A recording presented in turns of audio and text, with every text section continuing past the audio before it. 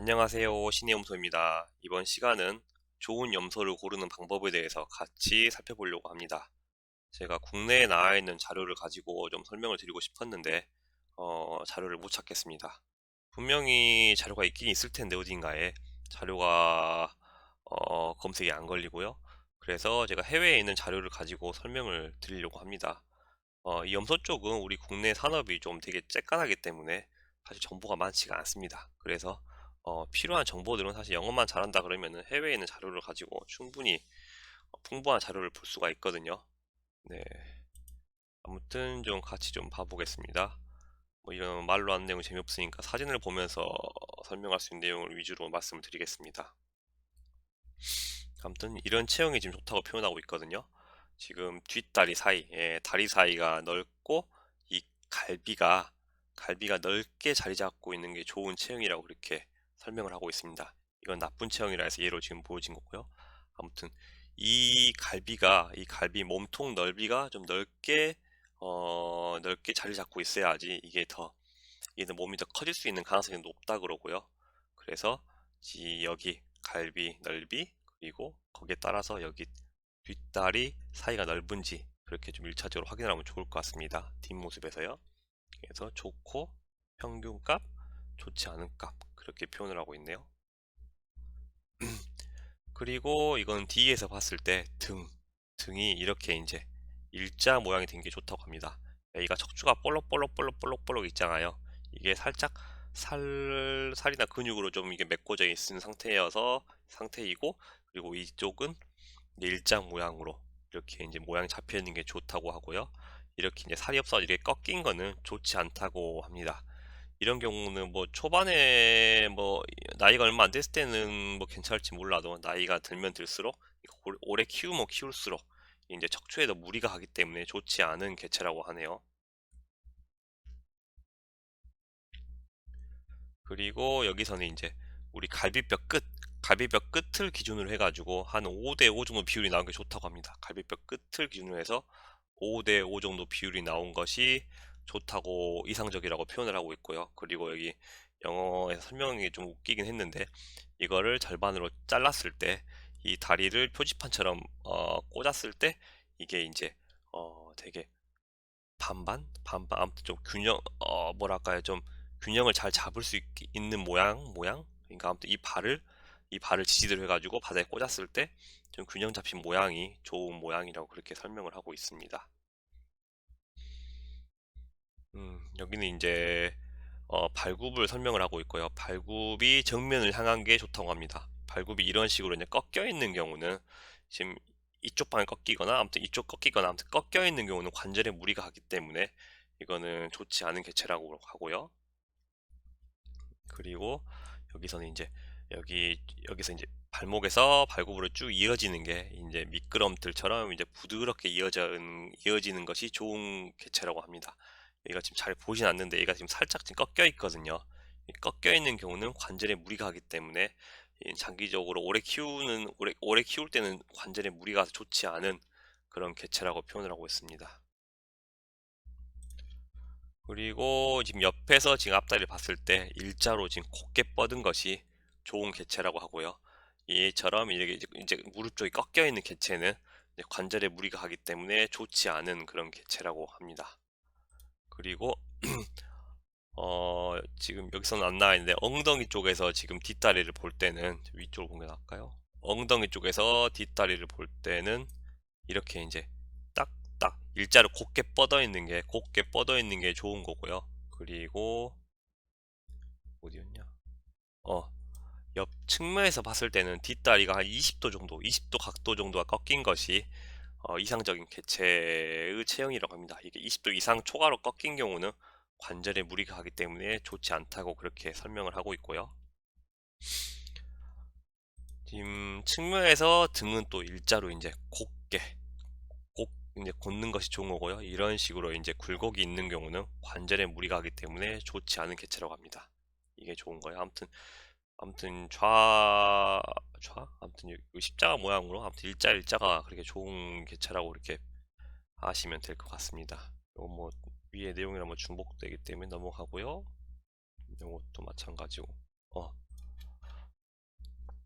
여기 측면에서 봤을 때 지금 여기 앞다리에서 살짝 뒤쪽, 뒷다리 살짝 앞쪽, 이쪽 비율이 비슷비슷한 게 좋은 거라고 합니다. 얘는 지금 앞배가 더 길고 뒤가 더 짧잖아요. 이런 것보다는 이렇게 이제 비슷비슷한 게 앞으로의 성장 가능성이 더 높기 때문에 이 앞쪽과 뒤쪽에 이제 어, 길이의 좀 균형을 좀 보는 것이 좋다고 그렇게 설명을 하고 있습니다. 그 육량의 염소 같은 경우는 뭐 당연한 말이겠지만요. 허리가 이렇게 짧은 것보다는 긴 것이 더 좋다고 그렇게 설명을 하고 있고요. 그리고 뭐 당연하겠지만 이쪽 이런 모양이 이상적이라고 뭐 설명을 하고 있고요.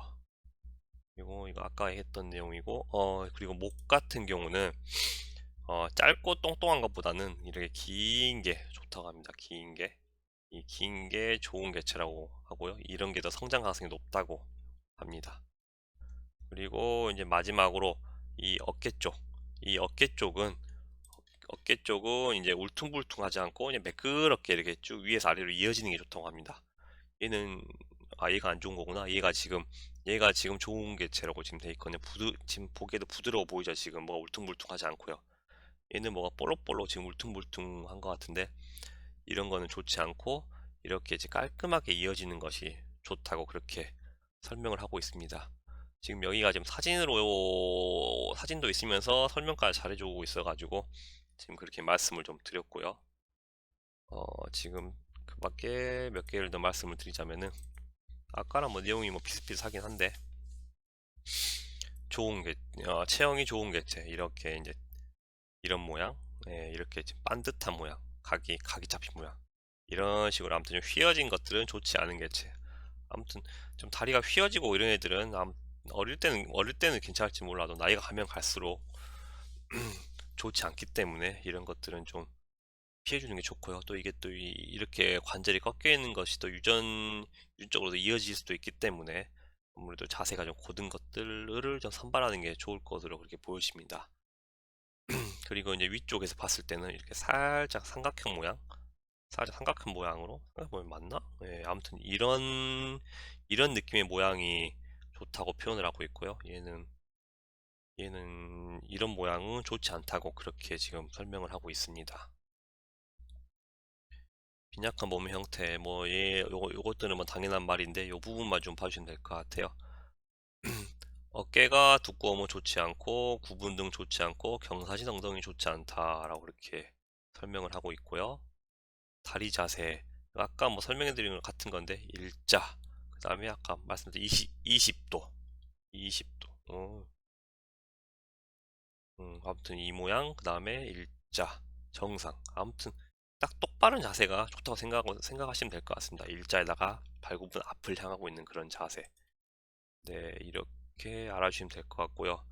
지금 이게 자료가 국내에서 딱히 이게 자료가 검색이 안 되기 때문에 제가 좀 그 내용을 가지고 설명을 좀 드렸었고 제가 제가 한번 이 내용을 좀 제가 사진 보면서 두서없이 좀 설명을 드리겠는데 한번 정리해 가지고 좀 책자로 좀 만들려고 생각을 하고 있고요. 네, 그렇게 해서 이제 제가 만들게 되면은 제 블로그에 그렇게 올리도록 하겠습니다. 근데 언제 만들지는 모르겠습니다. 아마 12월 달 정도 만들지 않을까 그렇게 생각을 하는데요. 그래서 이제 외모 심사는 이 정도로 이제 마치고요. 그리고 그 염소 농장들에서 자기가 그쪽에서 대표하는 종축들 사진을 좀 공유를 좀 해드릴게요. 어, 쭉 한번 봐보시게요. 그러니까 거기 농장에서 대표적인 종축을 보달라 했을 때 보여준 종축들입니다. 예, 보호종처럼 생겼죠? 보호 잡종 같아요. 예, 얼굴이 무섭게 생겼어요. 이런 애도 있고요. 이런 애도 있었고요. 쭉 봐볼게요.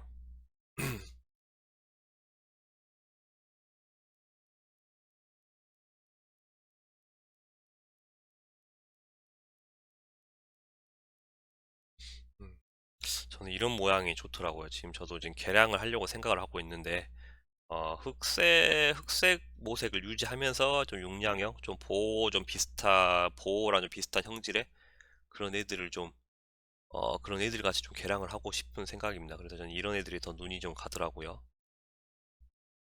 어,